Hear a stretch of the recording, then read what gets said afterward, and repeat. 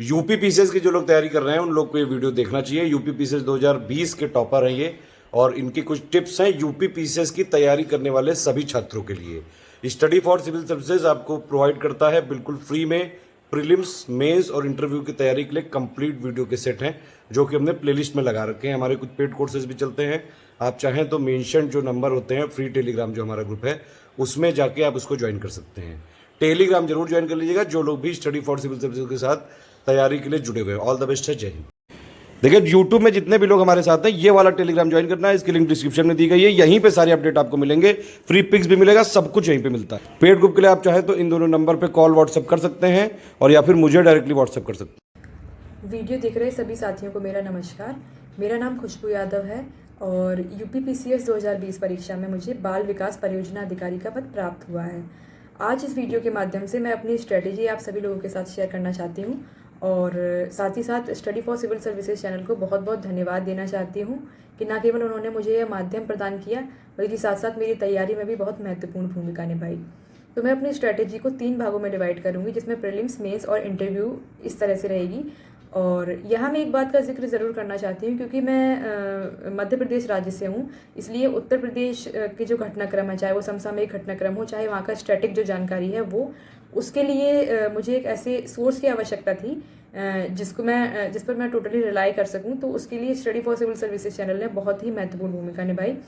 अच्छा, current affairs के लिए अगर मैं प्रीलिम्स की बात करूं, तो करंट अफेयर्स के लिए मैंने study for civil services channel का जो मंथली वीडियोस रहते हैं, जो हर मंथ के एंड में वो डालते हैं, उस मंथ का पूरा कंपाइलेशन रहता है सारे घटनाक्रम का, राष्ट्रीय, अंतर्राष्ट्रीय और उत्तर प्रदेश के भी घटनाक्रम रहते हैं। तो वो वीडियोस मुझे काफ़ी अच्छे लगे थे, और उन वीडियोस को न केवल मैंने देखा बल्कि उनके नोट्स भी तैयार किए थे मैंने।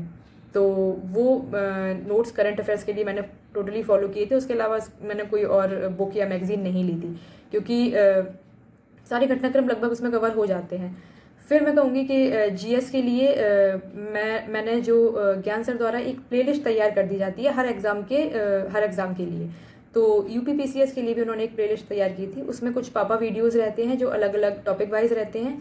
उसके अलावा कुछ इस तरह के वीडियोस रहते हैं जो एग्ज़ाम के लिए इंपॉर्टेंट रहते हैं, चाहे वो टाइगर सेंसस के हों, या हाल ही में कोई वन सर्वेक्षण हुआ था उसके आंकड़े हों, या आर्थिक जो घटनाक्रम हुए, चाहे वो बजट, उत्तर प्रदेश का बजट हो या भारत का बजट हो, या आर्थिक जो आंकड़े, आर्थिक ही जो आता है आर्थिक सर्वेक्षण के, उसके आंकड़े उसमें रहते हैं। तो वो प्लेलिस्ट मेरे लिए काफ़ी हेल्पफुल रही थी, मैंने उसको फॉलो किया था।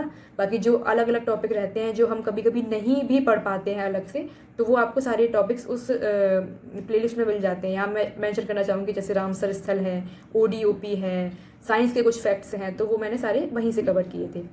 और उसके अलावा सीरीज आती है, वहाँ से मैंने क्वेश्चन प्रैक्टिस की थी प्रीवियस ईयर की। और जीएस के लिए मेरे पास खुद के मेरे नोट्स तैयार थे, तो मैंने वहाँ से पढ़ा था। उसके बाद मैं बताऊंगी कि मेंस के लिए मैंने क्या किया था। तो मेंस का जब रिज़ल्ट आ गया था, उसके बाद मैंने मेंस की तैयारी शुरू की थी उत्तर प्रदेश के लिए। तो उसके लिए मैंने SCS चैनल पर सर ने एक इनिशिएटिव शुरू किया है, जिसमें जीएस पेपर 1, 2, 3, 4 चारों पेपर्स के क्वेश्चन सर डालते थे डेली। 4 क्वेश्चन रहते थे अलग अलग पेपर के, जीएस 1, 2, 3 और 4 के। तो वो मैंने फॉलो किए थे उन सारी वीडियोस को। साथ ही हाई यील्ड टॉपिक्स करके भी सर ने एक वीडियो सीरीज शुरू की थी, वो भी मैंने फॉलो किए थे। तो इन वीडियोस के मैंने खुद के शॉर्ट नोट्स बना लिए थे, और क्वेश्चन एंड उनकी फ्रेमिंग इस तरह से मैंने तैयार करके रख लिए थे। तो वो मेरे लिए काफ़ी हेल्पफुल रहे थे, क्योंकि उन वीडियोस में न केवल वो फ्रेमिंग बताते हैं, क्वेश्चन कैसे करते हैं, साथ ही साथ उनके जो स्पेसिफिक डेटा है वो भी बताते हैं। तो वो मेरे लिए काफ़ी हेल्पफुल रहा था। उसके अलावा मैंने सर का एक मेंस क्विक ग्रुप शुरू किया था जो रिजल्ट के बाद आया था, तो वो मैंने ज्वाइन किया था। हालांकि वो कुछ ही दिन का था, लेकिन हेल्पफुल मेरे लिए रहा, क्योंकि डेली वो 8 क्वेश्चन मुझे करने रहते थे और वो शाम तक मुझे सबमिट करने होते थे। तो वो मेरे लिए काफ़ी हेल्पफुल रहा था।